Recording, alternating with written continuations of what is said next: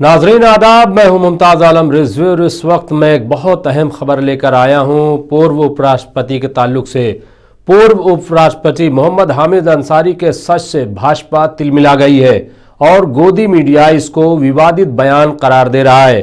हामिद अंसारी ने 26 जनवरी के मौके पर एक अमेरिकी संस्था के वर्चुअल कार्यक्रम में हक बात कही है। उन्होंने कहा कि देश में असहिष्णुता बढ़ रही है। इस प्रोग्राम में अदाकारा स्वरा भास्कर भी शामिल हुई। रिपोर्ट के मुताबिक कार्यक्रम की आयोजक संस्था इंडियन अमेरिकन मुस्लिम काउंसिल IAMC है। यह संस्था पाक खुफिया एजेंसी ISI के व भारत में दंगे कराने की साजिश से जुड़ी बताई जाती है। हालांकि उसने इनकार किया है। अंसारी ने इस संस्था के मंच से केंद्र की मोदी सरकार पर निशाना साधा है। उन्होंने कहा कि भारत में नागरिक राष्ट्रवाद को सांस्कृतिक राष्ट्रवाद से बदलने की कोशिश हो रही है। अंसारी ने कहा कि धार्मिक बहुमत को राजनीतिक एकाधिकार के रूप में पेश करके धर्म के आधार पर असहिष्णुता को बढ़ावा दिया जा रहा है। हामिद अंसारी के साथ इस कार्यक्रम में अमेरिका के 4 सांसद मौजूद थे। उनके अलावा अंतर्राष्ट्रीय धार्मिक स्वतंत्रता आयोग के प्रमुख ने भी कार्यक्रम में शिरकत की है। कार्यक्रम का विषय था भारत के बहुलतावादी संविधान का संरक्षण।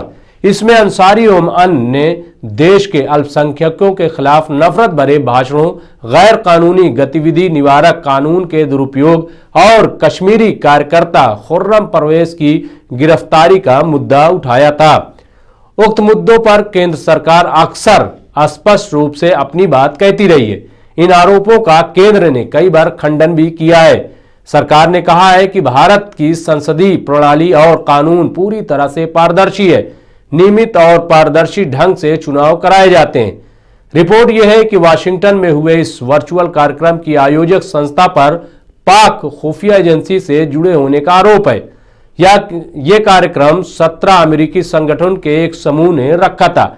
आयोजक संस्थाओं में से एक इंडियन अमेरिकन मुस्लिम काउंसिल भी है। इसे त्रिपुरा सरकार ने सुप्रीम कोर्ट में दायर हलफनामे में हाल ही में राज्य में हुए दंगे के लिए जिम्मेदार ठहराया था।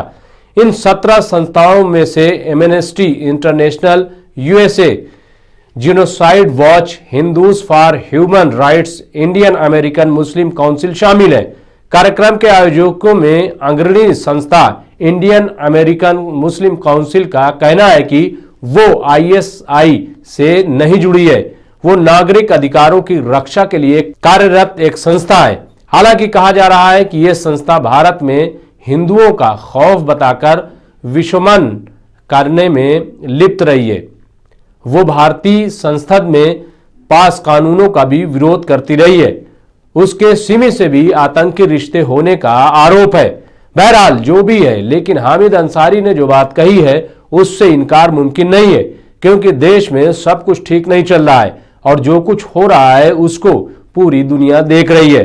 अब देखना यह है कि आने वाले दिनों में या अब इस पर क्या रद्द-ए-अमल होता है। अपोजिशन हामिद अंसारी के बयान को किस तरीके से लेता है और सरकार इस पर क्या रद्द-ए-अमल जाहिर करती है। शुक्रिया।